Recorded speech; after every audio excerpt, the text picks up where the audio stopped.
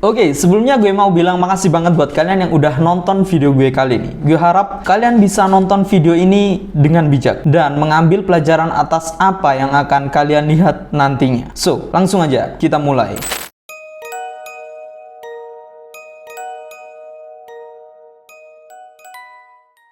Oke, apa sih kata-kata yang terbersit dalam pikiran kalian ketika mendengar kata ayah? Ya, mungkin tegas, penyayang, dan masih banyak lagi. Tapi gue kurang yakin nih.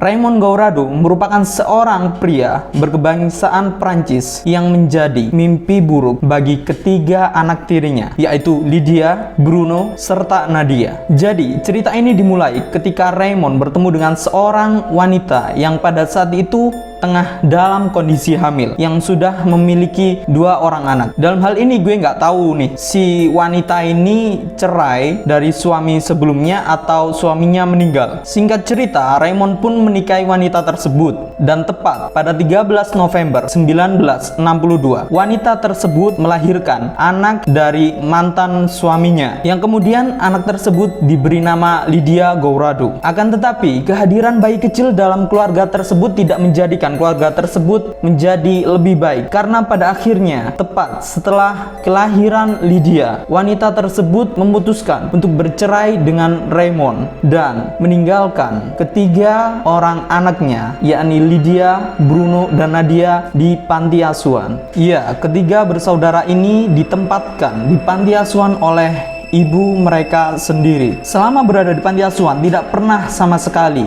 ketiga orang bersaudara ini mendapat jengukan dari ibunya maupun Raymond. Karena memang di saat yang sama dan di kondisi yang berbeda, Raymond Gaurado tengah menjalani hukuman akibat perampokan bersenjata yang baru saja dia lakukan. Singkat cerita, setelah Raymond dibebaskan dari hukumannya, Raymond pun mendapat hak asuh atas ketiga anak tersebut dan membawa ketiga anak tersebut ke rumahnya, yang pada saat itu Raymond telah bersama dengan seorang wanita yang dia temui di iklan waktu dia masih di penjara, dan wanita tersebut bernama Lucien. Akan tetapi, alih-alih menjadi seorang ayah yang menyayangi anak-anaknya, Raymond Gaurado malah justru berniat untuk menciptakan masa kecil yang kelam bagi ketiga saudara tersebut. Ketiga bersaudara tersebut menjadi sasaran pelecehan yang mencakup pembakaran, pemukulan, serta pemerkosaan. Dan seringkali Raymond menggunakan beberapa alat seperti silet, palu untuk melakukan pelecehan tersebut. Akan tetapi dalam hal ini memang Lydia lah yang paling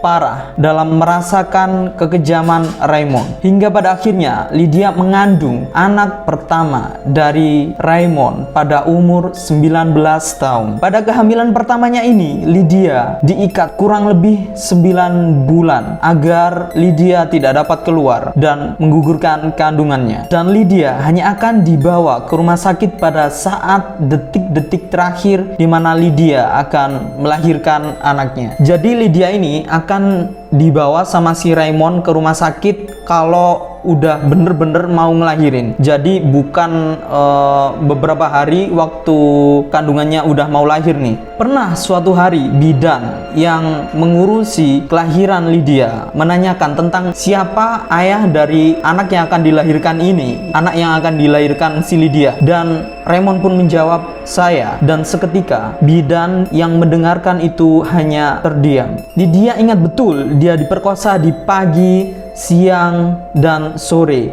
dengan sepengetahuan penuh oleh ibunya, Lucien. Akan tapi dalam hal ini Lucien hanya menyuruh Raymond untuk melanjutkan perbuatannya, dan sesekali dia pun membantu Raymond dalam menjalankan berbagai macam penyiksaan kepada 3 orang bersaudara tersebut. Bahkan Lucien kerap kali hanya tertawa ketika melihat Raymond melakukan berbagai macam penyiksaan tersebut. Bukan tanpa usaha, sesekali Lydia berusaha untuk melarikan diri dan juga menelepon untuk bantuan. Akan tetapi, Raymond selalu dapat menangkap Lydia dan juga membawanya kembali ke rumah. Dan sebagai hukumannya, Raymond akan membakar bagian tubuh Lydia pada bagian kaki, lengan, dan juga perut menggunakan cairan asam klorida. Semua kemalangan yang dilalui oleh Lydia ini berlangsung selama 28 tahun dan dimulai ketika Lydia masih berumur 8 tahun.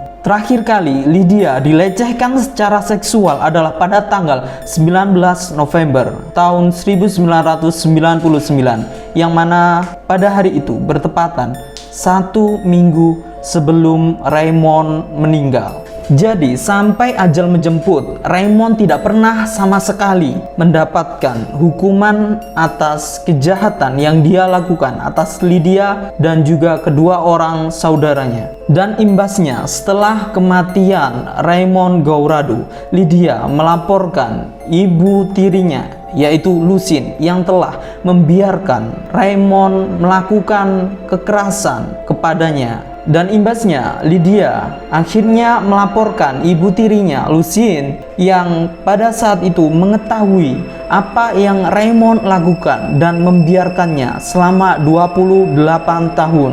Lucine dihukum dalam sebuah persidangan tertutup dan mendapat hukuman kurungan 3 tahun. Namun, jaksa mengusulkan banding dan hukumannya dibatalkan, meningkat menjadi hukuman penjara 4 tahun yang ditangguhkan.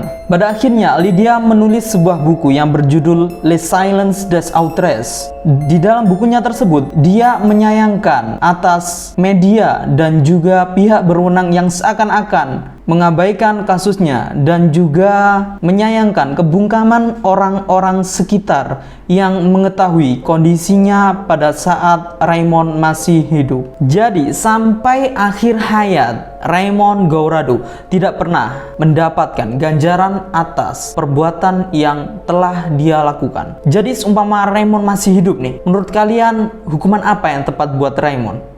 Gue harap kalian bisa mengambil pelajaran atas peristiwa yang baru aja gue bahas. Jika kalian merasa video ini menarik, kalian bisa klik subscribe dan juga tombol like. Dan apabila kalian memiliki kritik dan saran, kalian bisa tinggalkan di kolom komen, agar channel ini bisa terus berkembang dan membuat konten-konten menarik lainnya. Dan sampai jumpa di video selanjutnya.